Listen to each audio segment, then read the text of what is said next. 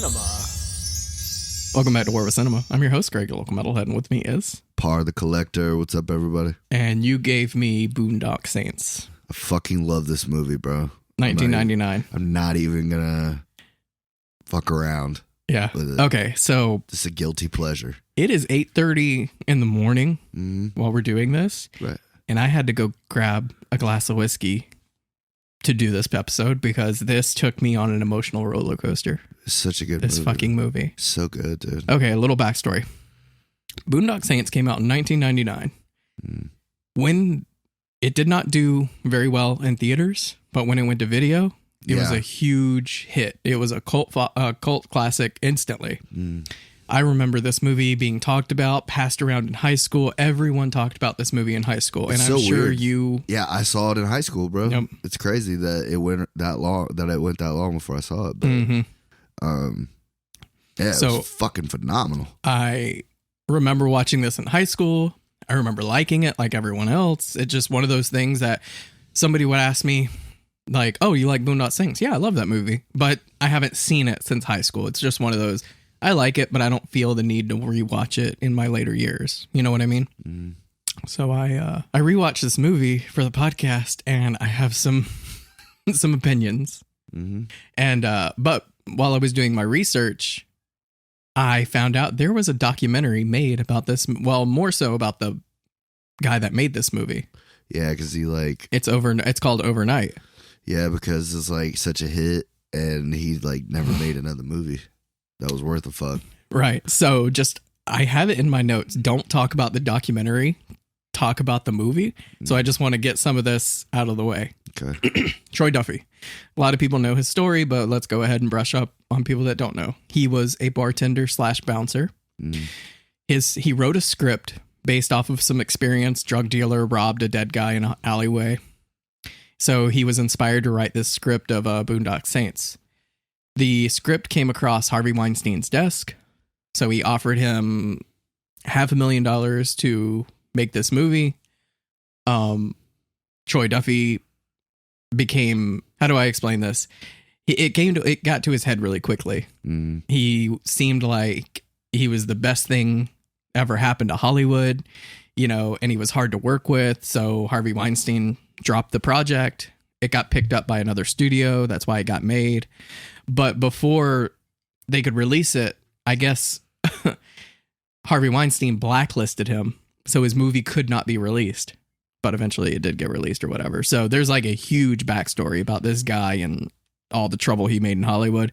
And basically he hasn't been able to work in Hollywood again since this because he's so hard to work with. I mean, he might be hard to work with and all that, and that's not cool. But Harvey Weinstein ended up being a huge piece of shit. No. I'm not defending Harvey Weinstein at all. But and I get that. You could tell that the first one versus the second one, and I told myself today that I was not going to diminish how much I love this one because of how much I hate the fucking second one. I haven't seen the second one, and I have no interest. You don't need to. Yeah. You really don't. Got all that out of the way. Let's talk about the movie. So this is starring Willem Dafoe, Sean Patrick Flannery, Norman Reedus, David Della Rocco, Billy Connolly. It has some people in here. Not a bunch of like big, well, other than Willem Dafoe, obviously, and the two main guys. This movie feels so Boston and so fucking Irish that like even if you have no Irish in you, you feel Irish watching this damn movie. Like it's so Irish. You want to move to Boston into Charlestown and just fucking start living life, dude. It's so Irish that I feel like they took their accents from the Lucky Charm commercial. Their accents are fucking horrible, Nick. Well, one of them actually is Irish. The bartender, and that's it. I thought Sean Patrick Flannery is Irish. I don't think he is, no. How do you have a name like Sean Patrick Flannery and you're not fucking Irish? I don't know. I don't believe that. Norman Reedus sounds like he might be like Scottish or something, but right. You know what's funny is I remember like when I started watching The Walking Dead, I'm like, oh, it's Norman Reedus. I like him from this movie. But after rewatching it, he's not great in this movie. Oh, I think he's good. Nah, I don't think so. I like them both in it. I think this is probably like, I don't know, Norman Reedus because of The Walking Dead, but I'm not a huge Walking Dead fan, so I don't think of him as Daryl Dixon, even though I know that's what 100 people out of 100 will Yeah, you say Norman Reedus, you're like, oh, from Walking Dead. Right. Yeah. But to me, he's always going to be this, and he's always going to be Blade 2. Like, that's the movies I associate with Norman Reedus immediately. So I'm gonna take the veil off pretty early. I hated this movie this time around. Really, bro? I remember liking it back in the day. Rewatching it, I do not like this movie anymore. Bro, it's good because like it's simple, bro. It's simple, and it's like to me, it's like Snatch. It's like a gangster movie, but you didn't need a huge budget to do this. I was gonna say it's like a watered down Quentin Tarantino, like that low budget, real world feeling, action, whatever. It's not a lot of action. It's just killing, really. Like, so I guess it's like, I don't know. We'll get into it. But yeah, it's two brothers. They live in South Boston, and they're twins. Not identical, but fraternal twins. And they work at a meat factory, and I love the opening bit to this movie. It's St. Patrick's Day, and they're having to train a new person at the meat factory, and it's a big gay woman, right? It doesn't. Speaking of the director, I feel like the director is a bigot, and this is his excuse to like be a bigot and put all of his bigotry in a movie, because there's a lot of racism, there's a lot of sexism. Well, that's Boston. I'm sorry. I watched this movie and I was like, I didn't like this, but I know it has a cult following, and I'm sure the director worked really hard, and I don't want to talk too bad about him, but I watched the documentary, and this guy is a fucking tool. And I love the word that my wife used, called an alpha hole. I was like, that perfectly sums up this guy. And I hate him as a person because of that documentary, that I don't care about talking shit about this movie. So it's nothing personal. It's more so the writer director that just rubbed me the wrong way. So I don't feel bad talking bad about this movie. That's fine, because you can't ruin how I feel about it. No, I'm not trying to, but I'm not going to hold anything back. No, go for it. I love it. She's like, he's just trying to show her something on the line, and he's like, yeah, we usually use like a rule of thumb. Mm-hmm. And she goes, rule of thumb? And she goes on to this big diatribe, like trying to get everybody's attention. Like, back in the 1900s, you were allowed to beat your wife as long as the stick was no wider than your thumb. And he's just trying to like make a joke, like lighten the mood. And he's like, well, thumb ain't going to do much. He's like, should have been rule of the wrist. And she flips out and kicks him in his balls. And then his brother, being a great brother, just lays this chick out. I mean, I never advocate hitting women, but this chick was like a foot taller than him. She's built like a linebacker. I always had the rule of thumb, no pun intended, that if you're going to put yourself in a man's position, then you're going to be treated like a man. I mean, she destroyed his balls. Yeah. Like, it was one of those field goal kicks. Like, she went full force into his balls. Right. With her size 12 Timberlands. She was a big woman. Exactly. That's what I'm saying. Yeah. She's been in other movies and stuff. Anyways, but I just love that little opening bit. And the fucking manager's just standing there like, oh, shit. And I'm assuming they didn't lose their jobs. So right. They go home, and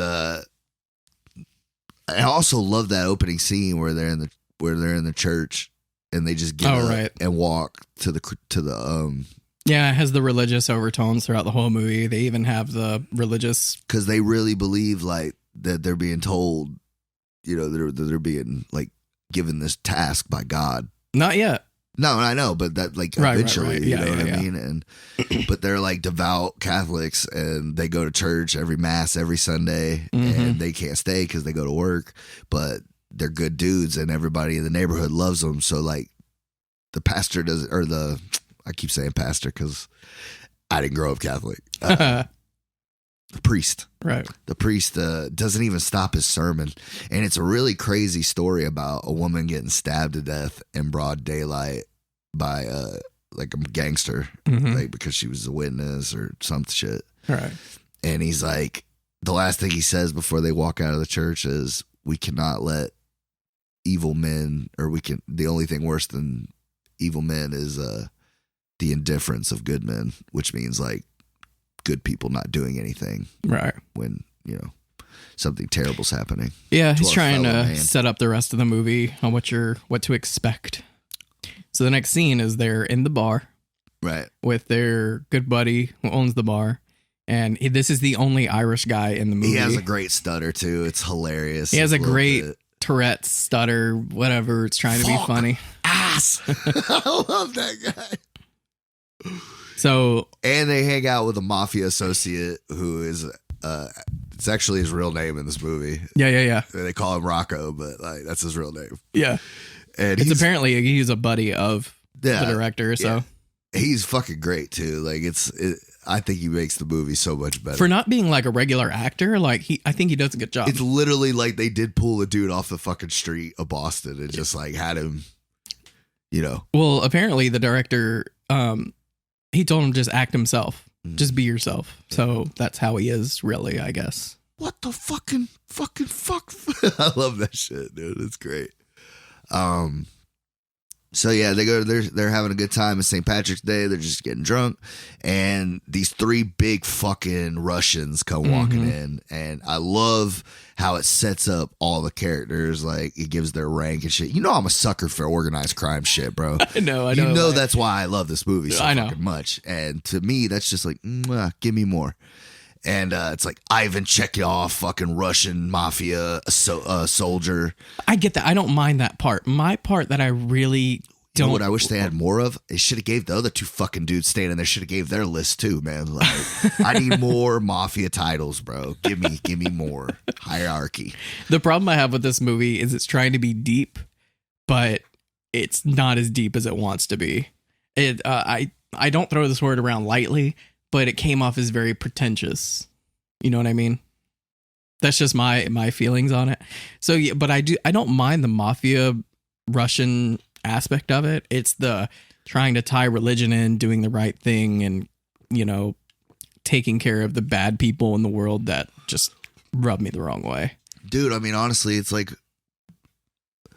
this entire movie to me is just a very graphic way of showing what superheroes would do. I mean, yeah, it's a anti-hero movie. It's Deadpool. It's, Wolverine. It's all those characters. They're just Irish.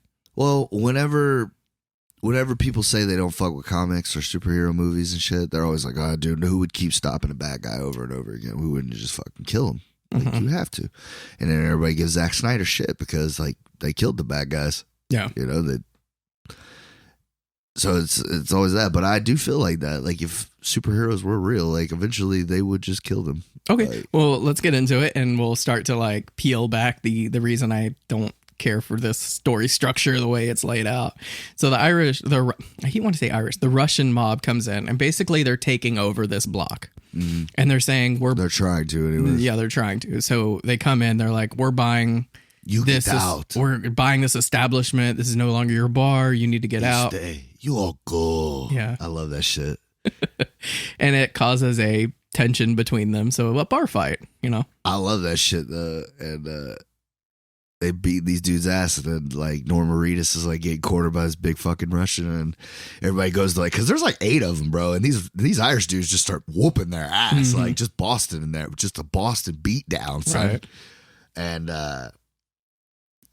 his brother like holds him back. He's like, nah, he's a big boy, he's good. Yeah, he takes these 2 bottles and crushes them over this dude's head, and next thing you know, they done tied this big Russian to the bar, and they're fucking setting his ass on fire. It's hilarious, bro.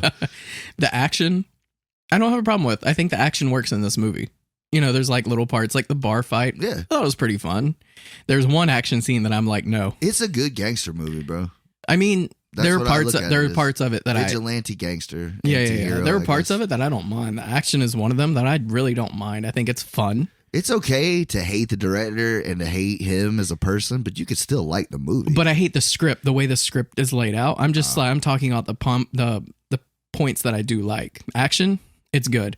The one thing that I can give him kudos to is he's really good with slow-mo. Yeah. There's a lot of slow-mo in this movie, and it fucking works. Like, it hits how it's supposed to. So kudos to him, like, never directing a movie before and pulling off that slow-mo. Like, he doesn't overuse it like Zack Snyder. Right. He sprinkles it in just enough where it elevates the scene. So kudos, you know. All right, so cuts to the next day, and I love this fucking scene, man. They're in the apartment sleeping, and the Russian guys. No, not yet. It's not yet? No, this is where we get introduced to Willem Dafoe. Right. It's fucking great because it's just a bunch of Boston cops drinking coffee, standing around bullshitting about what it is, like what, because I guess that's what most cops do when they first get there. Right. Because if you're not a detective, you're just locking down the perimeter and making sure nobody fucks with the crime scene. You're putting little numbers down of yeah. evidence. I mean, I just imagine cops being like janitors, really. I do kind of like the layout of this. It was actually, it makes it more interesting. It's like SVU almost. Yeah. Like watching an episode of Law and Order. They talk about what they think happened, and then after it shows what actually happened. I thought that's an interesting little take. Like, yeah, well, that's what ruined the fucking sequel, bro, because that's literally what they did. They did the same fucking thing over again. Did they really? Except they couldn't get Willem Dafoe to show up for a whole nother fucking movie other than a 5-minute cameo at the end. Like, so it's a fucking chick with a southern accent trying to do the same thing, even with the fucking headphones. It's literally a ripoff. It could have been like his daughter. That could have worked because she could have like. Let me show you how hard up they were for fucking actors to play gangsters in the second movie. Motherfucking Judd Nelson plays a mafia boss.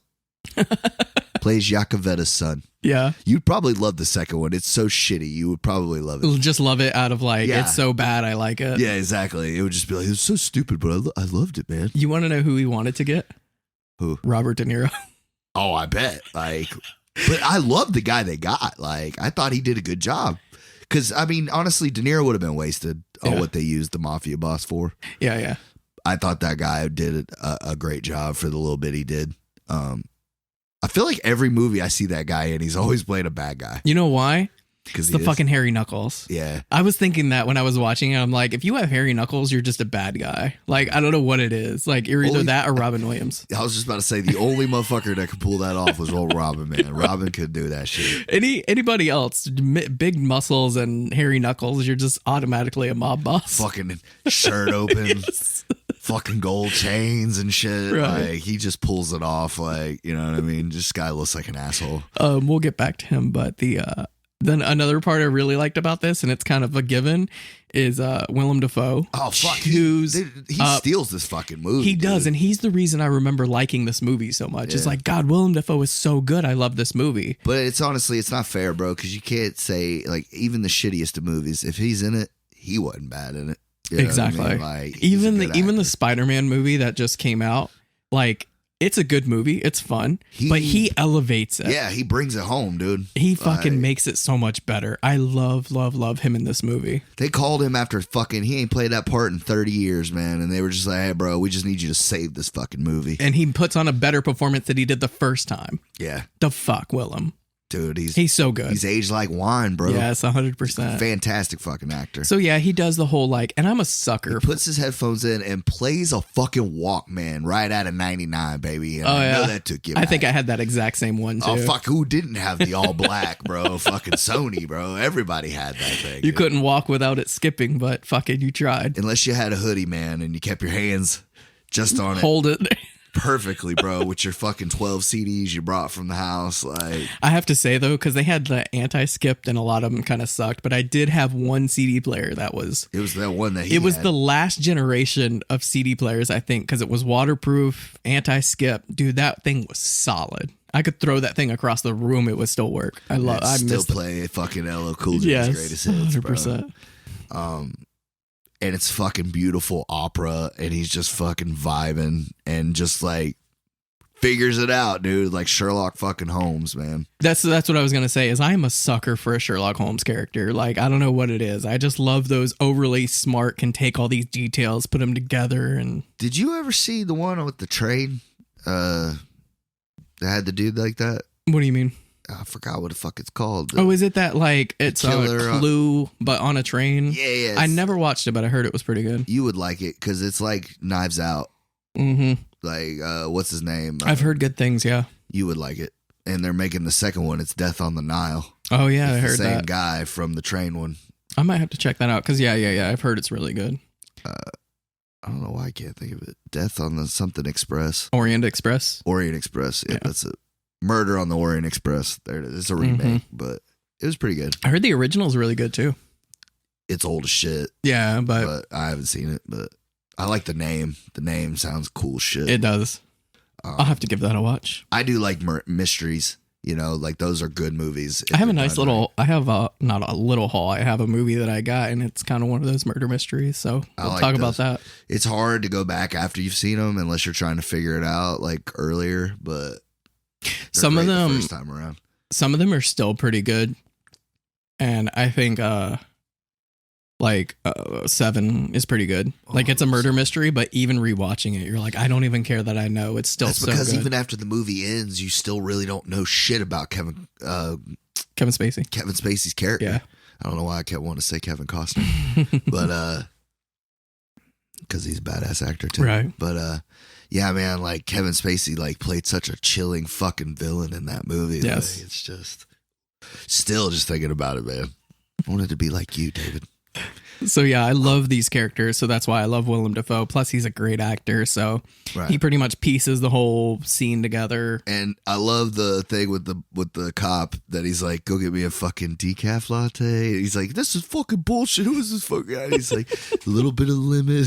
Like, yeah, who puts lemon in their latte? That was 99. He's just being a shit. The thing that I hate about the director is he's like, gay people like opera, right? Gay people like lattes, right? Some lemon, you know, he knows nothing about those cultures and he's just taking the bigotry, what he thinks those kind of people like and shoving it in a movie. I don't know, man. I always just looked at it more as like that was Willem Dafoe, like making the character more intricate. Maybe. I don't know. Yeah. I mean, he makes it work. Right. And that's what I'm saying. I can't think all of that was what's his face. Like he might have said like, "Hey, just make it whatever," and then Willem's like, "All right, well, I know how to do this." So, yeah, you know, maybe. So anyways, they figured out, and then like I said, it shows them sleeping, and the Russians come in. That's the one thing. Another thing I fucking hate is who still has the same clothes. You're gonna go bandage up and then put on the same clothes that you had on before when you got your ass burned, because it was making it seem like they got healed up and then went straight back to kill them. I guess, but it just seems silly. It seemed very Looney Tune-ish. Well, I guess them Russians, they don't fuck around. Yeah, I guess not. They just put some bandages on and put their clothes on and they're like, we're going to kill these motherfuckers. So they go break into their apartment while they're sleeping. And I mean, how many pairs of assless pants do you have at your house? You know? It's a minor nitpick. It was just kind of silly. So they chain one of the, what was it? See, my Norman Reedus? My phone's fucking dead, dude. What does that mean? I can't pull up. It's bothering me that I don't know their names. All right, they chain Connor to the toilet and they take Murphy out back to kill him. And I love that shit because it shows Connor just fucking pulling. See, that's what I was saying is this is the one part. He pulls the toilet up and it's very slow-mo. And he's fucking bleeding from the handcuffs. It's just so the scene works. Like this is where this director, he actually shines. He actually has a little bit of talent when it comes to director. I just wish he wasn't a fucking dick. Because even though it's kind of silly and it's like not realistic, but it works. Like, I really feel that he pulled that shit out of the floor. I could definitely take a fucking toilet off, dude. Challenge accepted. Dude, and we're done with this. It's not hard, bro. Like, you could do it. I mean, it is porcelain. You could just slam it against the wall and break it, but...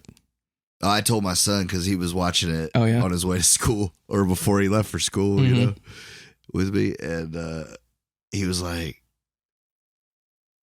looking at it, and I was like, son, if you ever need to break off of a toilet, like, just take the top off. Yeah. Like, don't break the whole fucking thing. Like, you don't have to do that. Like, just take the top off. Like, you're fine. Fun fact. So the director, he was in a band before this movie. They actually changed their name to the Boondocks, which is cheesy, but they did the music for this movie. And I hate that I don't hate it. The music actually works for this movie. Right. It didn't deter me from the music for the movie. So yeah, he pulls the toilet up and fucking drops it on him from the roof, which is cool as shit. Watching a toilet come down. How did they shoot that and like it not, you know, to be a real toilet, like, because it looks like it really crushes a fucking human being. Yeah, I'm sure it was made out of styrofoam or some shit. It's movie magic. Right. The part that I didn't like is he jumps from 5-6 stories. It's 6 stories because Willem Dafoe said that the lady's having a leak on the 4th, so they're going to the 5th. So the roof would be the 6th. Yeah, so he jumps from 6 stories onto the back of a guy, and he's fine. I didn't like He ain't fine. He's fucking out. His brother has to fucking army carry him. It's true.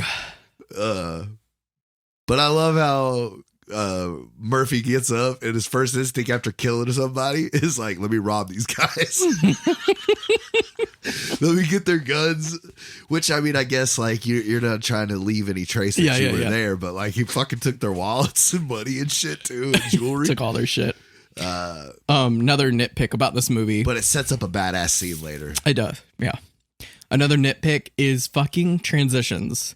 He does not know how to do transitions. He does the fade in and fade out, and it seems so amateurish, and I hate it. He uses it too much. It's just a little nitpick that bothered me. Like, it's okay to just go to the next scene without fading in and fading out. Right. I didn't like it. It was distracting. I don't even pay attention to it, honestly. I know. It was distracting to me. So it cuts to them at the hospital, and then it shows, you know, all that happened. We said that. Yeah, and he goes to the hospital, and the bartender comes, and I think his name's John or something. That was the one name I forgot to look at. And he tells him that Willem Dafoe showed up at the bar, gave him the card, said that, just tell him it was self-defense. He goes, that's what he said. He goes, all right. So they're like, hey, man, take these guns and this money and shit and hold on to it. We'll come back and get it. And they go, and Willem Dafoe said, which one of you donut munching motherfuckers told the press that these two or whatever, he goes, they're going to call them heroes, superheroes or something. Mm-hmm. He goes, they're calling them angels. Yeah. And they just end up limping in there. You know? Oh, yeah. And of course, the one cop, he's like, you're going to drag a potato through South Boston. And he's like, you have better luck with beer. I love that line. So they get interrogated by Willem Dafoe. Mm-hmm. And they speak like 7 different languages, which I thought was badass too, you know? Because, like, that is smart. Yeah. Like, if you're being interrogated, like, speak a fucking language that they don't speak. Yeah. They're not going to know what you're saying. Mm-hmm.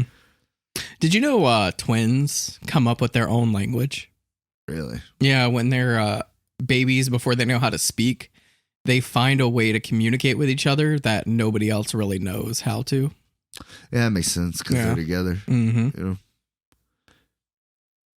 Yeah, I would feel like you have some sort of sixth sense with them because, like, you do spend so much time together. Yeah, and growing up, before you can, like, talk to other people, you learn to talk to each other, and you come up with your own little, like, language. I thought that was super interesting. Yeah, that's fascinating. Yeah. But, so they're talking about, like, do you think we can trust this guy? And he's like, how did you boys learn how to speak that many languages? And he's like, our mother thought it would be best, you know, because, of course, their mother's dead. And they think their father's dead. Right. Willem Dafoe is, like, infatuated with these guys. He's, like, in love with them because they're so, like, intricate and interesting. And he just thought it was, like, 2 fucking morons that, like, you know, they killed these Russians and, like, you know, they'd end up being these guys. So they do chalk it up to, which is fucking, like, they go in for interrogation for 30 minutes and he's like, it's self-defense. I don't think the legal system works that way. Well, but Willem Dafoe, like, he was, like, the FBI's, like, guy. Mm-hmm. Yeah. So, like, if he put his stamp of approval, like, based on what I just personally feel it would be a little bit longer, but for movie's sake, I'll let it go. Jesus. You're getting like cinema sins to petty, dude. Yeah. I'm nitpicking at this point. So they are like, do you want to talk to the press? And they're like, nah, that ain't our style. So they stay there until and this is when the magic happens, is they're laying in their cell and water starts to baptize them and tell them that, you know what's funny? The first time I watched this when I was in high school, I didn't really pick up on this scene. I didn't really understand what was happening. I didn't think about it either. Like, especially like when Murphy is being dragged outside, like you see their crosses start swaying. Yeah. That's the one part. I kind of wish this would have been a little more clear on what it was trying to say. But it does touch a tad bit on it in the second one. Mm-hmm. But I think the dad makes up for it at the end. Because he pretty much lets you know like what time it is. Yeah. But anyway, so they get baptized and God's telling them that they need to. It's kind of a cool thing though, that like they're both sleeping and then when the water hits them, they both just pop the fuck up like they just got exercised or something, you know? It's a cool idea. I wish it would have been executed differently, but you know, now that I know what's happening, it makes more sense. So yeah, that was basically God telling them they need to take out the trash. So they get that Russian's beeper brought to them, and they call a number. Did you ever have a pager? That was just a little bit before I was old enough for that kind of stuff. I got one at the very last leg of it. Like, I was one of the last people to get a pager. But my dad gave me like a bunch of them when I was little to play with, you know, after they weren't a thing anymore. Yeah. So like, based on movies I would watch as a kid, I would like have beepers and shit like I was the man, you know. Like, people would always be paging me. That's cool. And then I could also double it as a ankle monitor. Like I'd pretend like I was, you know, on house arrest or some shit. Like, I used to have these elaborate ass movies going on in my room, bro. Like I was like a secret agent or a fucking mafia dude or whatever, bro. Like when I was like 8 and 9. Yeah. I had my own little Bobby's World going on in there, dude. I'm surprised you haven't like sat down and wrote like a script to a movie. Dude, I could write like 5. I have like 5 movies just floating around in my head. Why don't you get like a script writer and try to write them out? I need to. It would be. I would love to see a Nick like mafia movie because you have all this knowledge of like mafia movies. You're like an encyclopedia of like mob movies and real life. I feel like you can make something pretty interesting. I'd like to work on it. Yeah. And I feel like to make a gangster movie, like, yeah, you need money, but you don't need a shit ton of money. Like, I feel like you can make one off, like, it doesn't even take $1 million. Like, I think you can make one for like. You could. Oh my God. If you took like I've been obsessed with you remember that movie Pie we did earlier? I'm obsessed with that like look. And if you did that with like a mob movie, like Black really gritty mob movie, cool. I don't know. I think it would be interesting. Like a noir. Yeah. Yeah, it'd be decent. But you do it in modern times. Right. Yeah, it'd be cool. Yeah. But yeah, like I feel like the only thing you really need money for is to make the gunshots look real. For real though, like to make it look like when somebody gets shot, like it actually looks like they got shot, not like it just like they get and they just fall, you know, like like an old Western. Oh, he got me. Yeah. Someone that can make it look believable. Right. And then to have like a budget to get at least enough actors that can believable. You know what I mean? Don't just come off as assholes or cheesy. I think also like scenes, like places where you need to set up and shoot, that would be pretty pricey for good. Oh, I wouldn't even ask. I would just straight up show up at places and just shoot. Like I would. Yeah, fuck them. Because, dude, you need a permit and you're like, no. I'm not going to get a permit to fucking shoot something in an alleyway. Like, you got me fucked up. Like, we barely cracked into this movie, scratched the surface of this movie. Oh, God, I love it, though. But I could talk about this movie for 6 hours, but we're not going to do that. But so they get baptized. Right. God telling them they need to take out the trash. And then what's the scene after this? Well, because they talk Russian and shit, he calls a thing and makes it seem like he's one of the guys that they killed. And it's at this hotel in the presidential suite, and it pretty much says the big man's coming, which is like the boss from Russia, and they're gonna have a meeting. So like they know that a bunch of big top tier Russian mafia people are gonna be in this room. So now with their new mission in life, he's like, when he hangs up the phone, he says, "Amen." Or something like that. The part that bothers me is some Russian mobsters come in, say they're gonna buy their friend's bar, and then get into a bar fight, and then those mobsters show up at their apartment to kill them, but they self-defense, kill those guys. Now that's when they think it's a good idea to become vigilantes and take out the whole Russian mob that's in Boston. I don't know. It's a little far-fetched of reasons. The whole point of it, though, is how crazy, like how lucky they were. Like, you know what I mean? Like how, like, it was like, like Willem Dafoe even says it. He goes, this is shit happens in a bad movie. Like, these dudes have to be anointed by God. Like, nobody else would be able to do that shit. Like, nobody's going to walk into a room and kill 12 dudes with guns. Yeah. You know what I mean? Like, that's the coolness of it. Like, I get it, but it just seems, I don't know. Don't you fucking ruin this for me. I'm not trying to ruin it for you. I'm going to keep going. I'm going to keep going. So then we get this badass scene for where they rob these motherfuckers, right? They go to this fucking Irish show patty dude who's just sitting there in a fucking, what are those called? Those caps. You know what I'm talking about. What are you talking about now? Those caps, bro. Like a derby. Sitting there in a derby, Irish as shit. And he's like, looks into the bag. He's like, have whatever you want, boys. Like, right. And they go in this room, and it's just a bunch of fucking guns. Okay, so a couple of rolls of money, some jewels, like get you access to all the armory you want. And fucking Boston, it does. In the underground, that was kind of funny. It gets you some rope. He's like, what are you doing? What are you going to do with the rope? And he's like, they always need fucking rope. He's like, you seen it in the movies. They always need the fucking rope. You got to have rope. And he's like, put the fucking rope back. You ain't getting the rope. And he's like, picks up this fucking gigantic, like, Rambo knife. Yeah. What are you going to need this for, Rambo?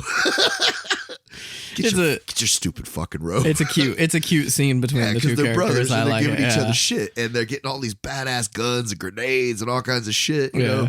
And they're crawling through the vent of this hotel. Right. And they get fucking lost. Like, they don't know where they're going. And they start arguing. And it's fucking great, bro.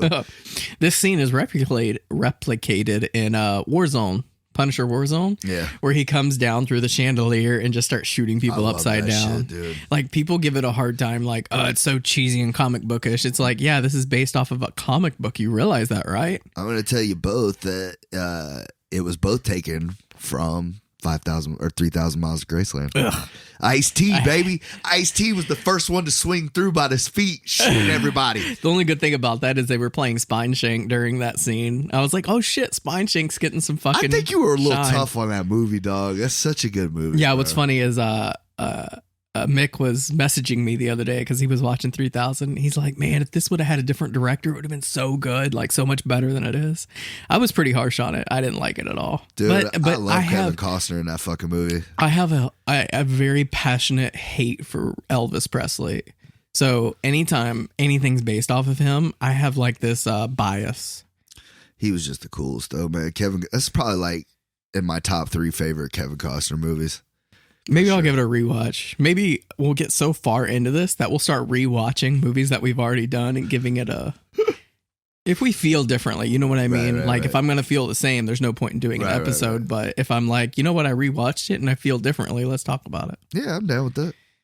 But anyway, so yeah, they do the upside down shooting thing, which is another, like, it's Hollywood. It's supposed to be fun, and I get these moments. It's so fucking cool though, because they fucking just shooting the shit out of all these guys, and and they leave the mob boss for last, which his wig and his fake bodysuit, his fake fat suit just looks awful. Like, I really wish they would have not done that to that guy because he looks terrible, but this is another nitpick. And he's like yelling out, like, I don't know who the fuck he thinks is coming to save him. Yeah. And they put 2 in the back of his head. And it's iconic pose. And they do the prayer. And it's cool shit. And they do the pennies over the eyes. Dude, and they take the time, like, because all those people are piece of shits, but they still give them a good ride over. You know what I mean? But the coins, of course, they rob them all too. So get more guns, get more things. Yeah. And then we cut back to Willem Dafoe. Does the same. So this is going to be later in the movie that I talk about this. I'm just going to bring it up right now. So they fall through the ceiling and they shoot all these people perfectly. Right? Just throwing that out there. They're a good shot. Oh, yeah. I'm going to talk about it later. But anyway. So Willem Dafoe goes and inspects this. The best thing is after they kill everybody in the fucking penthouse, they're like, what are you going to need your fucking rope for? How did we do that? Like, because even they're shocked, you know? Like, that's when they start believing, like, well, fuck, maybe God did tell us to do this shit. Yeah, that's the part I like about, like, this guy could have been a really great director if he wasn't such a dick. Like, this is not like the worst movie I've ever seen, because he talks about the rope and he talks about the Rambo knife, and then they play into the next scene, like the rope, and then he needs this Rambo knife to cut them down. So, you know what? I'm so glad that we didn't move on, because I have to do this bit too. I love this fucking part. But he's like, "We are good. Yes, we are. We are fucking good." And then they hear fucking Rocco knock on the door. Oh, right. Dressed up as I forgot about that. Bellboy. Yeah. And this is shitty because the mob knew that there was a room full of motherfuckers. Yeah. Like, there were 9 people and he had like 6 bullets. Yeah. And even that was pretty much what it was saying. Even if you were the best shot in the world, you still got 3 more. Right. So they put their mask back on and they fucking yank him in and they're fucking with him and they put guns in his face and they're like, "There's not." And Murphy whispers into Connor, he's like, "There's only 6. He's only got a fucking 6-shooter." Mm-hmm. And he goes, "There was 9 people, genius. What were you gonna do? Laugh the other 3 to death? Funny, man." Because that's his fucking nickname. Right. By the way, I don't want to skip over this scene too. I think it's before all that shit we talked about with the cops, but I have to just put it. It's after Rocco gets introduced. Okay. Amazing fucking cameo, man. And this guy is actually a really good actor. I couldn't believe it. Ron Jeremy playing a mafia. Why does Big boss. Dick show up in this fucking movie? Bro, he kills it, dude. With the fucking doo-wop, comb back, and everything, bro. I fuck with it, dude. Apparently, Ron Jeremy didn't like get any guidance on like his outfit or whatever. Right. The director was just like, "Yeah, go for it." So that's why he looks the way he does. Because it's Ron Jeremy, bro. It doesn't matter what the fuck you put him in, bro. I forgot he was in this because I guess when in high school you don't really know who Ron Jeremy is. Fantastic. It was very much like okay, I guess Ron Jeremy's in this fucking movie. Dude, he's awesome. He's just enough Ron Jeremy in this movie. And he's the underboss. So, of course, Rocco is a fucking associate, like a runner. He's a do-boy, pretty much, trying to get made. And Ron Jeremy just likes to fuck with him because he can, and he can't even hit him because he's made, and he's not. So, but everybody knows that Ron Jeremy's kind of a piece of shit. So he's like, "Oh, I heard the ladies over at so-and-so love it when you broke into Show Tunes." And he like goes to slap the fuck out of him. And then this is when the boss gets like a great little spiel. He's been sitting there on the phone. Yeah. Like this whole time, like showing no life at all, you know? And then next thing, "You insignificant! I'll fucking kill you." It's another actor that kills his role. Like, I love him. Then he slams the phone down and he's like, "I shouldn't have to tell these motherfuckers I'm going to kill them." Takes all the fun out of the job. So he opens up a sandwich and he's like, "Papa Joe, you want me to go?" And he's like, "I'm having a shitty day. Tell me a joke." Mm-hmm. And then I'm not going to say the joke because it's quite racist, but that's what I'm talking about. Like, he puts so much like biggity shit, and I understand it's from Boston, so you have that. Not only that, dude, but mafia dudes are very racist, bro. They don't like any ethnicity other than white people. I guess you're right. And it really nails it home because when he's like, he corrects him when he's telling the joke. He doesn't like the way he's telling the joke. He's like, tell it this way. Right. And you think he's like not gonna you think he's gonna have him beat the shit out of him or something because of the way his face looks. And he's like, starts dying laughing. "I'll have a Coke." And then he just goes deadpan again and he's like, "Tell me another one." Yeah. And it's just a great little bit. I understand because it's supposed to show that Rocco is like an actual good person, like so good that he won't even say this word that, derogatory. Well, I mean, it's not that he's like a fucking angel, but he's not like these guys. Yeah. He's not ruthless and a piece of shit. But yet, but it does good though, because like it helps them further on in the movie. You know? Right. Well, that's another thing that I have about this movie. So after they kill the room full of mob bosses or whatever, and they get with Rocco, that's when Rocco is like, "Oh my God, they set me up." So he goes to the diner and kills the people that set him up. But he gets so bloodthirsty. He even shoots the guy behind the counter. Well, he was a bad guy too. Yeah, but he's a mob guy too. So the whole thing I have is they get this message from God that they need to start killing the bad people. And then Rocco... Well, they go off on him for it. They said, "That's not how we do it. That's not how it works." And he's like, "I want to join up. Like, I want to be one of like you guys." Right, but he he's a crazy, bloodthirsty psychopath, and they start to follow him for some reason. Like, just because he says they're a bad person, they're like, okay, and I understand they're best friends and they trust him and everything, but I don't know. I just feel... I think that was the whole thing, is they were trying to let him in on the cause, but he wasn't sent from God. So yeah, like, he's not stable. Right. And like, you see the more they go into it that he starts losing his shit. Right. I don't know, man. I think Rocco's what gives the movie its driving power. I like Rocco's character. I like that. I like the actor. He does a really good job with the character. Like, even though he's not an actor, he does a good job with it. So I don't mind him so much. I more so have a problem with them. They were sent from God, yet they're going to listen to this random Well, they guy. were getting information because they needed to know where to go next. Yeah. And he's on the inside. Exactly. And Right. they just took the head off the Russian mob. So where do you go next? Well, the Italian mob. Apparently you kill cats.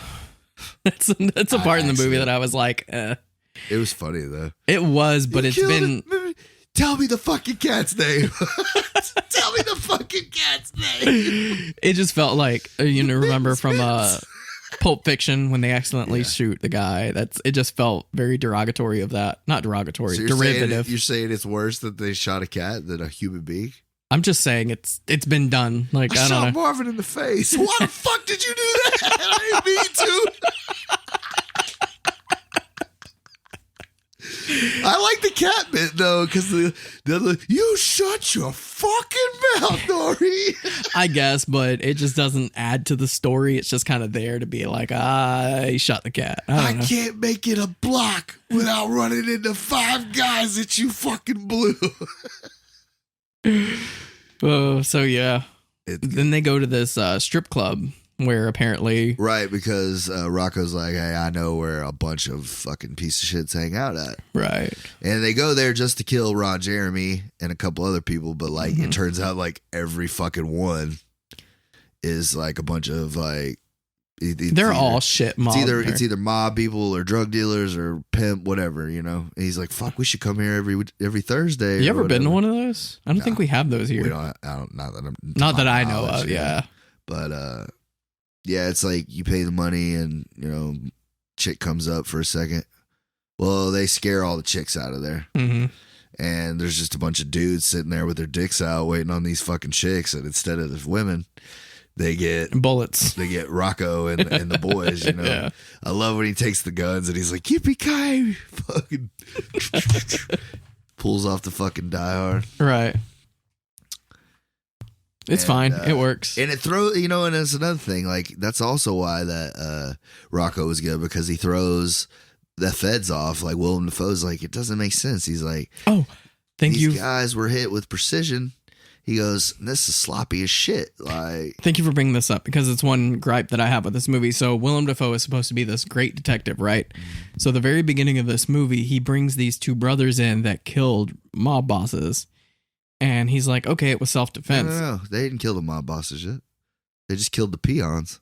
Well, the mob soldiers. Right. They killed Russian mobsters. And Willem Dafoe brings them in. He's like, hey, like, what happened here? Oh, it was self-defense. Let's them go. But then more Russian mobsters start coming up dead. He doesn't think to go back to these brothers like, hey, like, I don't know if this was you, but it was you the first time. Like, he's supposed to be this great detective, but he doesn't think to bring these brothers back in to question them about the future. But I don't know. It was just another part that I was like, because of the difficulty. Difficulty of what? Because who could have took out a room full of fucking dudes with guns? I guess, but without taking any hits or anything. So he's just not gonna interview them just because he doesn't think they could? I don't know, dude. I'm just saying, he's supposed to be this great detective, but he doesn't go back. He does figure it out, though. Eventually, but... It's only a couple more killings and he figures it out. I'm just saying, as a detective, you also have Rocco that killed those 3 people in the diner around the same time. So it just looks like a bunch of random fucking murders happening. Like, you just know that there's people out there killing criminals. Yeah. They're doing the cop's job for them. You know what I mean? Like, I don't know, dude. That's the problem, is I just don't feel like Willem Dafoe they're painting him as like a great detective, but he does like sloppy work. So moving forward, well, you have to also take into account that Willem Dafoe's fucking crazy in this movie. I think so. Like, he's struggling with his own sexuality, you know, like I don't think he's struggling with his sexuality. I think he's struggling with are these guys doing a good thing or a bad thing? Well, that too. And he's taking his job because he takes his job very serious, but he also agrees with what they're doing. Right. You know what I mean? And the only reason I say he's struggling with sexuality because obviously he's a gay man, but then after he has sex with that guy, the dude's like trying to like be affectionate and he's like, get off of me, you fag, and then like gets up and like clearly he's, you know, like, I don't know if he hates himself for being gay or what that's about, but I think it was a straight man not knowing how to write a gay character. That's all I chalked it up to be. But it was I remember Willem Dafoe still pulls it off. Like that's why I'm saying, like, I don't know if that's Willem Dafoe putting that into the character or what, but like and then he does the dress and drag too, which that's what throws me off too. Like, clearly he's losing his fucking mind. He makes such an ugly woman. Like, dude, like that was my whole thing. And all the shit that happens in this movie, the only thing to this day that still feels unbelievable is the fact that guy was like, oh, Frankie's always sending good ass over here. Like, bro, that's the fucking good ass. Right. Like, I'd hate to see what you think is bad looking ass, bro. Right. Yeah. That's the most unbelievable fucking thing in this movie. Agree. Yeah. But, getting ahead. But anyway, so they kill all of them or whatever, and this is a really great scene. They're like, Rocco, we need to know where to go next. Like, we gotta take this shit all the way. I need to pause. I need to go to a bathroom break because I have to pee. I've drank a lot of liquids in the short amount of time, so we'll be right back. Okay, we're back. Okay. So Rocco explains to them that he knows this mafia May guy, like a hitman that's a fucking demon, and he had to drive for him one night, and it pretty much shows this guy go into a house and kill everybody in it. Like, right. The literally takes a box cutter, chops up the fucking carpet on the floor, wraps these people up in the fucking carpet. You know who that character looked like? Remember Falling Down? Yeah, he looked like the same fucking character, but with a goatee. Yeah. And, you know, I also got a vibe of Marv from Sin City. Oh, I didn't even think about that, yeah. But just kind of like a shittier version, you know, obviously. Yeah. But yeah, he wraps these fucking poor people up in fucking carpet and then takes them to a fucking open top dumpster and then sets the whole thing on fire and then calls over the phone like this creepy ass robot voice, like just chilling. He's like, this house has been cleansed. And I'm like, fuck. And it just shows Rocco watching these poor people burn a lot, or not alive, but just burn. Yeah. He's like, it was the worst night of my fucking life. Right. So yeah, he takes him to this poker game where he's supposed to be at, which by far my favorite my favorite scene of this whole movie is when Willem Dafoe kind of does like the reenactment of what he thinks happened in this.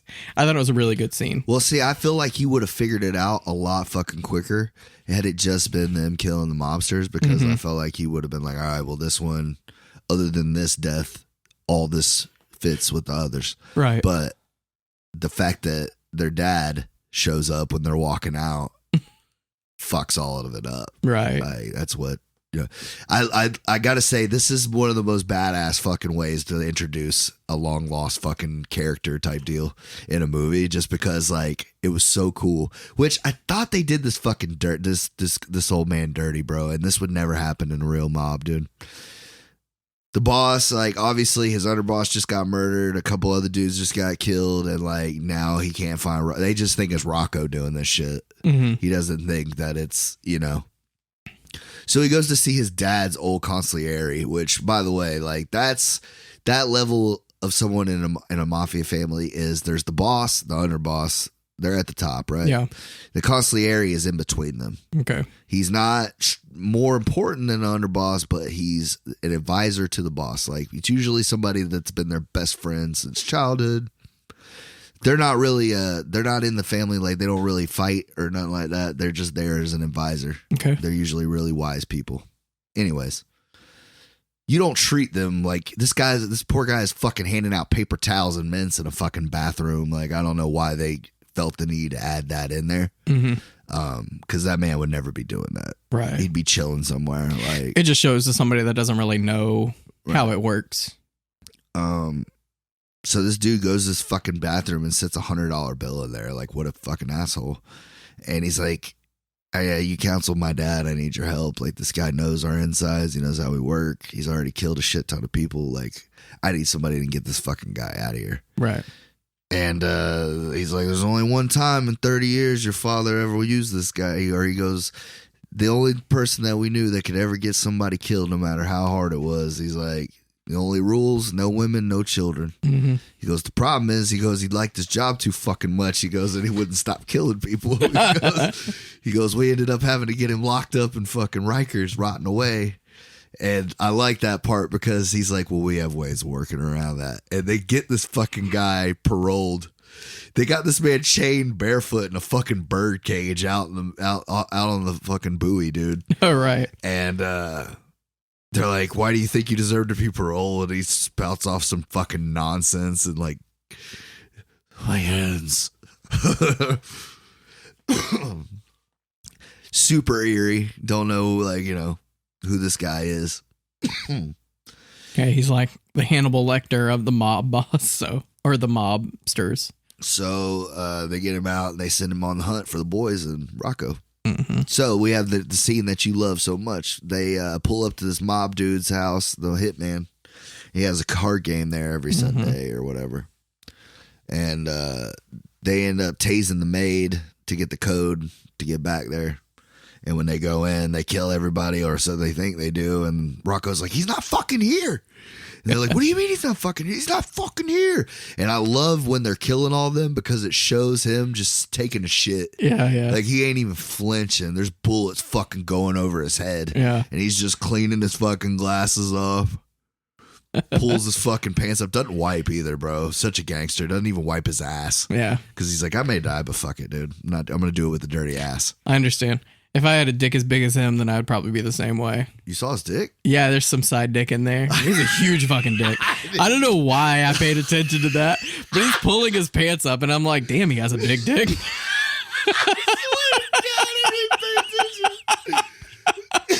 Oh my God. That's hilarious. All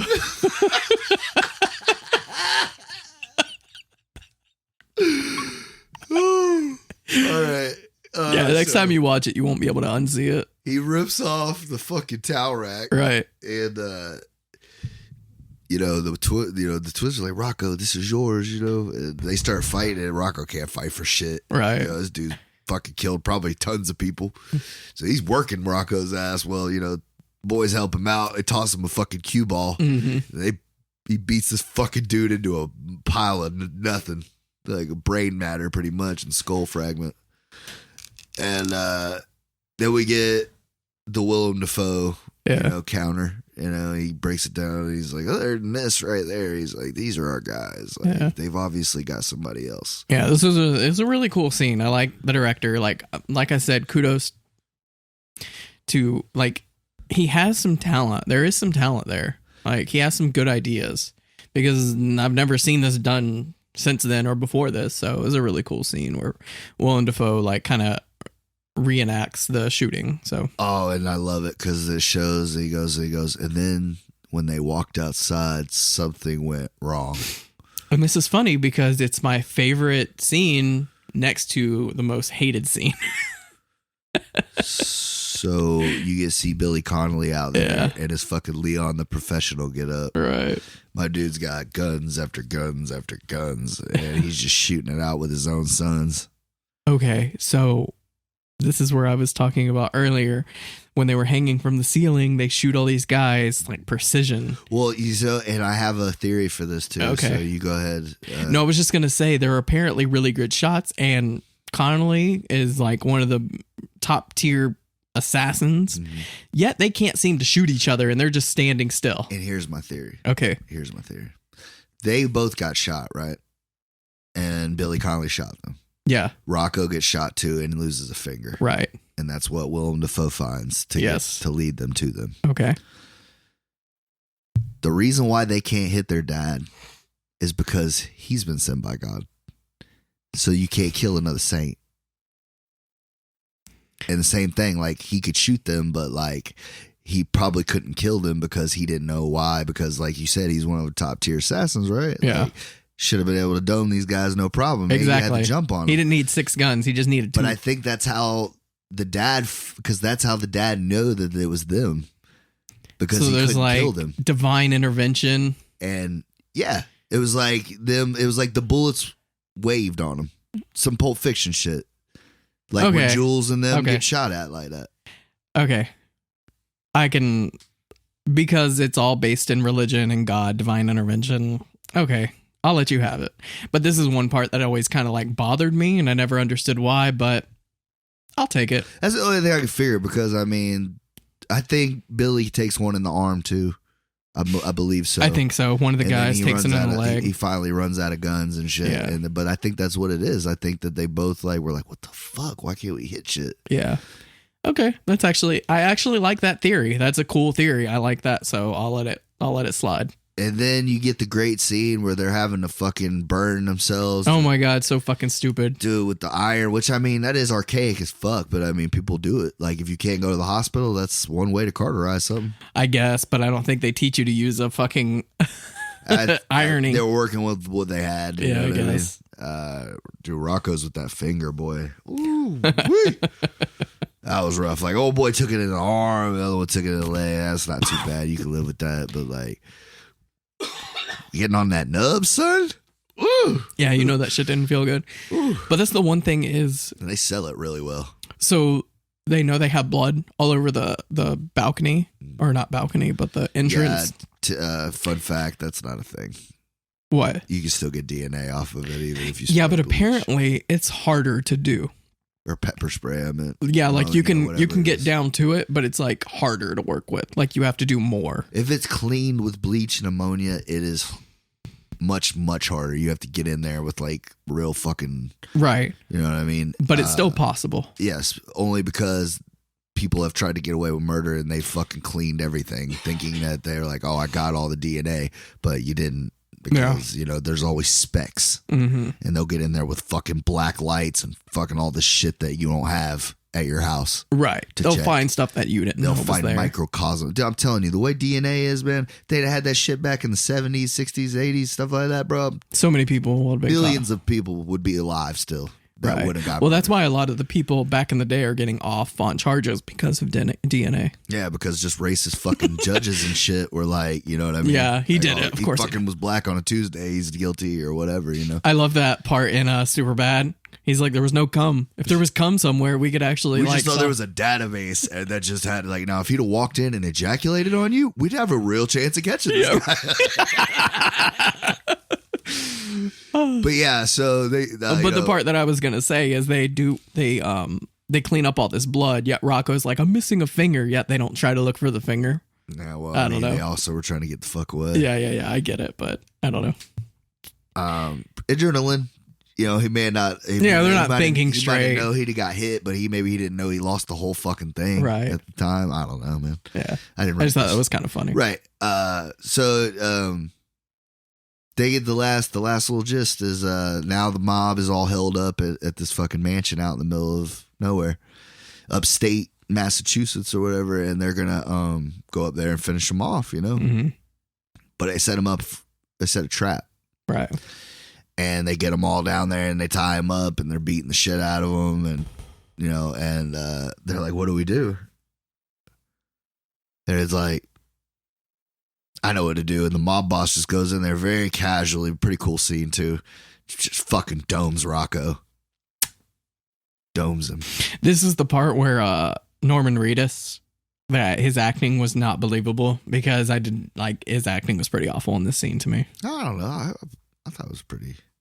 They both fucking look pretty upset. The other guy was pretty good. Sean Patrick Flannery, yeah. He was pretty good, but Reedus, I didn't care for his acting in this one. But nitpick. We're gonna fucking kill you! Like, yeah, I thought it was good.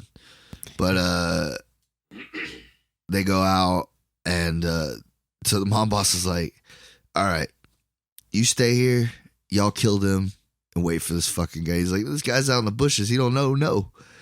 What are we going to do? And he's like, y'all are going to fucking deal with this shit. I'm going home. And Billy Connolly and Willem Dafoe both show up, and they're killing people at the same time.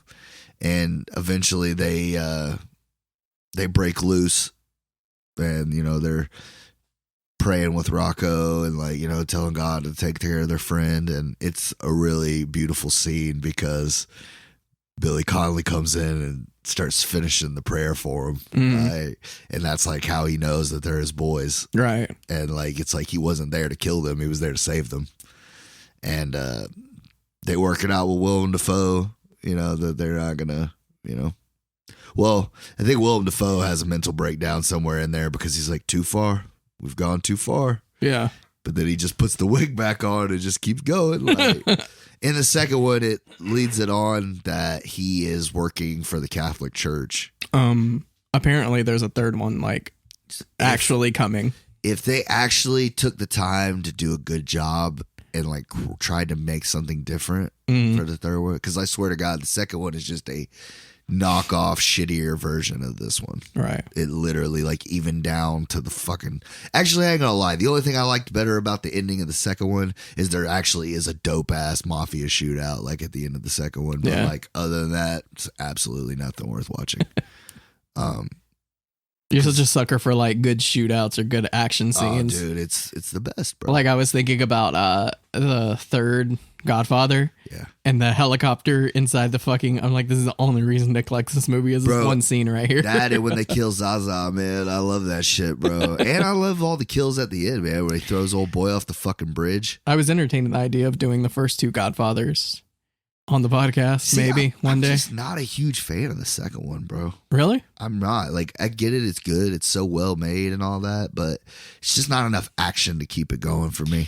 Right. But the way they did like a prequel sequel at the same time is kind of like revolutionary. I was going to say the best parts are watching Vito as a young guy, watching De Niro. But you're also watching Al Pacino's rise. Well, Al Pacino is very cold and very calculated, and he's great, but you want to see him follow through on the threats. Yeah. And you don't really see it. Like, you see it get handled, but you don't see it get handled. I mean, he took care of his brother. He didn't. Al Nitty did. Like, Al Neri did. I mean, my bad, not Nitty. Al Neri did. Which is cold as shit, boy. No. You let him finish the prayer, though. I don't know. I just think they would be a fun talk because we talk about gangster movies all the time. Dude, the first one is my favorite by far. So I could talk endlessly about the first Godfather. I've only seen it a couple of times, so it'd be cool to like do like a deep dive on it. You want to talk about 3 hours that runs by? Is when I watch the Godfather. Yeah. That and Scarface. That's the quickest 3 hours ever. Like, I love it. I could do it all day. Maybe we'll do it one day. Yeah, for sure. So they get away with their dad, and they're like, "What are we gonna do?" Like, he's like, "Oh, boys," he's like, "You got to be willing to commit now." He goes, "We're not stopping. We're taking this as far as we can." And it's really cool showing their water poster and the dad and them and everything. And now they're like on the run together, and that's where it goes off in the second one. Is them all three together. It's pretty cool. Yeah. Then it's kind of cool because it ends the movie with like asking people like on the street like what they thought of the Boondock Saints. I thought it was kind of cheesy. And this one guy's like really like, "Man, sign me the fuck up. Yeah. Like, I'm ready to get down." Like, and it does bring back the age old question. Like, do you agree with somebody that says fuck the judicial system? I know these people are bad. They're not going to ever try to be good. Put a fucking bullet in their head and just end it. Like, some people don't believe that. Why? Like, if this dude's murdered like 12 kids, like, why should this guy get to sit around and eat 3 meals a day in his own cell? Right. But what if he was just a soldier that never really killed anybody? He was just part of the mobsters, yet he gets killed. Does he deserve to be killed too? He might change his ways later on in life. When you're in that life, you know what you're signing up for, bro. You know, there's nobody that can say that first of all, if you're ever made into a mafia family, you've killed at least one person. Right. Nobody just gets in because you're great at making money or your father was this guy or that guy. Like, you have to do your own dirty work. Right. And you feel if you've killed at least one person, you deserve to I don't. One innocent person. I'm not. See, that's the thing. That's not necessarily an innocent person they killed. Yeah, that's true. It's going to be somebody. I mean, maybe it was. Maybe it was just somebody that had to go because they saw something they shouldn't have or whatever. Then that's another story. If you kill somebody that's doing the same dirt as you, like two gang members that kill each other, they both signed up for that shit. They know it could go there. Right. So I don't think that like you should feel bad for somebody like that. It's basically, do you believe in the death penalty or not kind of thing. And I mean, I feel like somebody that's like these guys that has done all that, like I'm not saying they all deserve to get killed brutally, but they've killed people brutally. Right. I mean, live by the sword, die by the sword. That's how it goes. Honestly, though. Right. And I think that's why I like movies like The Punisher, and I like more hardcore heroes like Wolverine. Vigilantes, yeah. Because I think that's, I mean, some people you can't rehabilitate. Some people don't even want to atone for the bad they've done. They want to watch the world burn, you know what I mean? And that's why I said, like, that's why the Joker is such a great villain, but at the same time, that's why him and Batman are the perfect yin and yang, because you have somebody that's dead set on not putting somebody, not taking a life, and then you have somebody that gives no fucking regard for human life. Right. So it's that age old balance, like good and evil, like and I think that's why I like movies like this so much. Yeah. On paper, I still like this movie. I like the idea of it. Execution, I think the script is could use some cleaning up. Like there's some things that I really did not like about this movie. If you did it in the hands of someone that was more professional, that knew what they were doing, I think it would be a great movie. But rewatching it, I did not like this as much as I even bought it. Because what's funny is, like, I told the wife, I'm like, oh yeah, so Nick wants to do Boondock Saints on the next one. She's like, you should buy it. I remember liking that movie. And I'm like, me too. I remember liking it. I want to own it. But I don't know. It just didn't do it for me this time around. Well, but I understand. I hate that for you.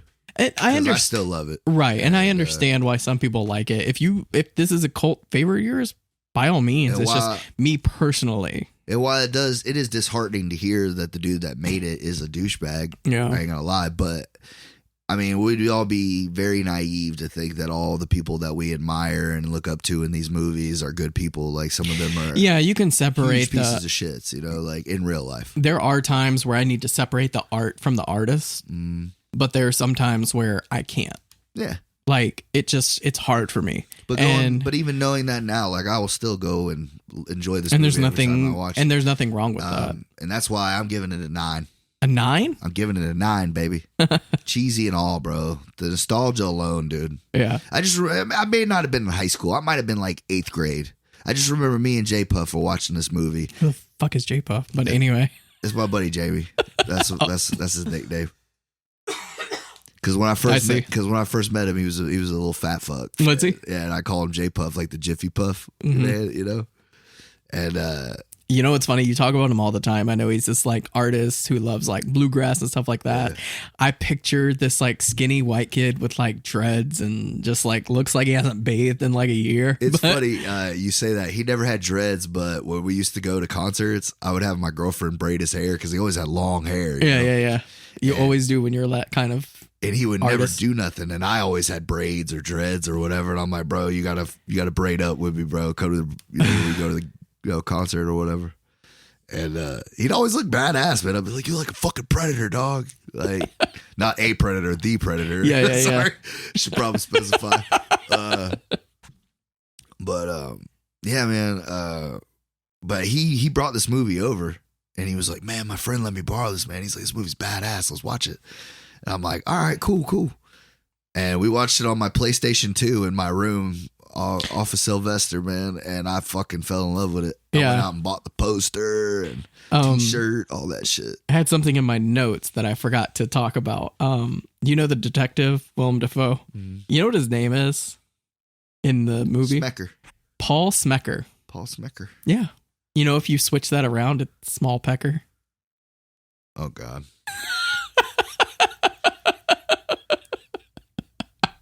I didn't know that. I just like noticed it this time around. That's funny. I was like, that's Small Pecker. I don't know why he threw that in there, but I thought it was a fun little. That's like, funny. whatever. Me, how do I feel about this movie? You clearly didn't enjoy it. Before I rewatched it, if you would have asked me, like, do you think it's a good movie? Yeah, I would recommend it. Like, check it out. It's worth a watch. You fucked up when you watched the documentary, dog. No, I watched the documentary because I needed to know more about this movie because I did not like it rewatching it before the documentary. Oh, really? I felt bad because I felt like I didn't want to shit over someone's project. You know what I mean? This is his first movie, and not everyone's first movie is great. Like I said, there are things in this movie that I like. Oh, dude, this movie was a fucking home run, bro. Like, it was just a little before its time. I feel like it could have been cleaned up a little more. Oh, for sure. But I think that's what some of it makes it great is the fact that it is it's flawed. Yeah. You know but what I mean? That's what I'm saying is I didn't want to talk bad on someone's first film. Fuck that, bro. Nobody but pays then us to not talk shit about their movies. But then I watched the documentary and realized how huge of a dick this guy was. And I'm like, oh, I don't care that, this movie sucks. I'm going to talk shit about it because I don't like you as a person. I don't ever feel bad about it, dude, because like I always like if there are good things about it, it's like you said, like if there's good things that I thought about a movie, even if I fucking hated it, I always say it. I always say, oh, it wasn't for me or whatever, but it looked beautiful or it was well made or I like this about it. I always try to find the little bit of good about it. That's why throughout the review I tried to sprinkle in the things that I actually do like about it because there are elements. But I also, like, even through all of it, like, do you feel like you hated it that much that you wanted to go? Because you said you weren't going to hold back, so I'm just making sure you felt like you got your disdain for it out. Let me put it this way. Like, do I recommend this movie? I don't know. Yeah. You need to watch it and decide for yourself because there's a handful of people that love this movie that hold it as like cult. Well, you know what I'm saying? Right. That regard it as like a cult classic that they still love. And then there are people that remember loving it, rewatching it, and being like, why did I like that movie? So it's really up to you. Like, do I recommend it? I can't say. It's up to you as a person to watch it and to decide for yourself if you like it or not. I will say this. This is a movie that I don't feel like has aged very well. No, it didn't. And it's because of all the bigotry. Like, if he wasn't so, like, heavy-handed with the bigotry and... Well, see, that people, like, even back then, like, people didn't, like, I don't know, when people used to watch movies, like, even though shit like that was said, it was understood that it's a movie. Yeah. It's exaggerated. It's it is a product of its time. The worst of that. That's why we don't do that now. Mm-hmm. I feel like that's why movies are like that, because they're like examples of, like, this is how you don't act in society, or this is how you should act in society. But sometimes, like you said, over the years and the way people are now, people are much more sensitive and they don't like hearing certain things or phrases or words. And I get that. And I also feel like, but they go in there, kids now, like it's me at 15 watching this movie, a 15-year-old now will not enjoy this movie as much because they weren't raised on the movies that we were raised on. The shit that we saw at a young age would fucking put some kids in therapy. For real, though. No, I agree. We were 10, 11 years old watching Predator and fucking Commando and, Silence of the Lambs and shit like that. Like, movies like that now would fucking make a kid cry. Yeah. Like, I could never let my son watch that at 10. Like, he would fucking shit. No, I see what you're saying. Like, it's because it was so commonplace back then that it didn't feel out of place. But if you took one of those movies, released it now, it would feel so out of place. But like I said, if you grew up around and you watched movies like this growing up, like, you'll still love it. Yeah. But if you're looking at it through the eyes of, what are they called now? Like Gen Z or whatever. Like, if you're looking at it through those eyes, I could see you not liking this movie. Right. It's definitely a product of like our time. Wrong, if but I understand. You probably watched this growing up and you probably still like it, or you have fond memories of this movie. But like you said, like a 15-year-old that's listening to our podcast, like, should you go out and watch Boondock Saints? You probably won't like it. You might. But you might. That's why I'm saying this is one of those, you need to decide for yourself if you like this or not, because it's not for me anymore, but you still love it. You even watched it this morning and still love it. So, but middle-aged Par loves this movie. Yeah. And if you like the movies Par likes, you're going to love this one. And yeah. But are we doing Donnie Darko next? Ah! Because you fucking texted me and I was like, he asked about Donnie Darko, so I guess I'm doing that. So as I was watching Boondock Saints, I was like, I don't know what to give Nick next. Like, should I go for like a crime drama, a vigilante movie that I do like? But then it dawned on me, this movie came out in high school, and this was the talk of the town when I was in high school.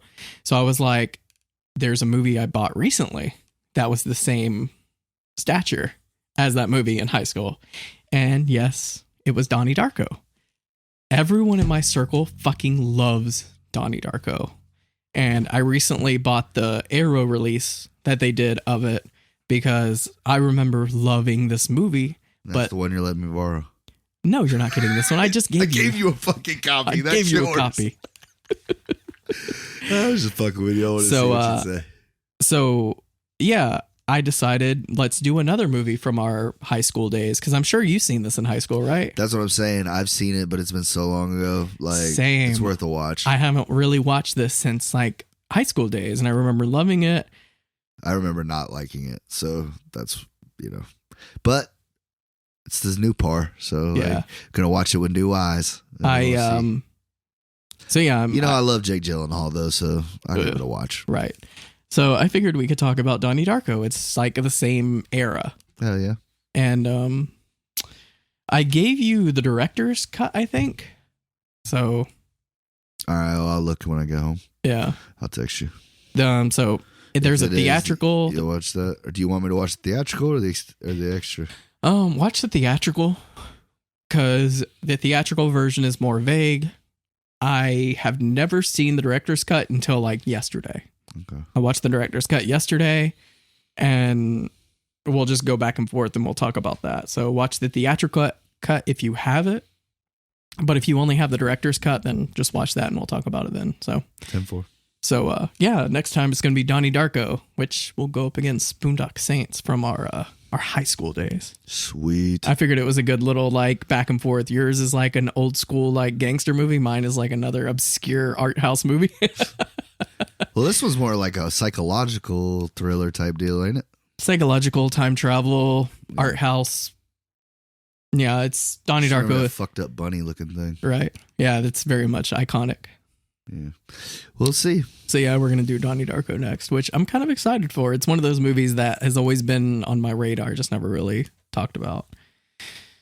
I'm just glad I don't have to watch a movie about fucking ballet or fashion design this week. Like, it'll be nice to branch out a little bit out of fucking women professions. That we got those out of the way. I don't think I have any more of those. But I think Ingrid Goes West is another one that's like kind of geared towards women, but. I was thinking to myself, like, does Greg want me to like fucking take a women's social studies class? Like, does he think that I'm not in tune with women? I just want you to know what women are going through. Do you not know their pain, bro? Do you not feel their struggle? No, I think we're kind of done with those kind of movies for now, but. I ain't gonna lie though, bro. Like the one thing I really did, like thinking back on the last one we did, Neon Demon. Yeah. I love watching the fucking chicks, fucking. When she eats that fucking eyeball, bro. Oh, right. That fucked me up, dude. When old girl was it's because it seems like such a normal movie until the end, and you're like, wait, what the fuck did I happen? What the fuck happened? Did I watch? What? It goes so left. It does. I love that director. Yeah. So I have never seen a Wes Anderson movie. Fun fact. Yeah. I've looked at his filmography, and I've never really sat down and watched any of his movies. Only like one of them. The Royal Tenenbaums. Yeah. So I'm going to go on like a Wes Anderson movie, and I just got this one in the mail yesterday. Grand Budapest Hotel. I have heard that a lot of people like that one. Yeah, it's the Criterion. It's not my kind of movie, but... It's on my to-watch best movies. So I decided to buy it. Me and the wife are going to watch it. Another one I always hear people talking about he did was that Darjeeling Limited. Mm-hmm. The one about the train. Oh, yeah? Yeah, it's got... There are so many that he's done that people recommend, like the Life of the Aquamarine. Is that the name of it? Oh, dude, Zulu, bro, Steve Zulu. Yeah. People love that fucking movie, dude. Isle of Dogs, he did. I ain't seen any of that shit. Right. I've seen Life Aquatic and Steve Zulu. It's okay. Mm-hmm. It's very obscure comedy. Right. People love Bill Murray in it and Willem Dafoe in it. Like, it's got some good actors in it. That's what I'm saying. I've never seen his movies. Actually, I think the movie that I watched the other day that kind of got me on this kick is the what's the name of that one you said you had? Inherent Vice? Yeah. Yeah, I watched that one, and apparently that's a Wes Anderson movie. So it got me on this, like, wanting to watch his movies kick. Yeah, I haven't seen a new movie of his in so long, bro. Like, I don't even know what his style's looking like nowadays. So I'm going to watch this. Maybe in the future we'll talk about some Wes Anderson films. Maybe. Cool. But as of right now, next week, Donnie Darko. Donnie Darko. Till then. Later, y'all. Later.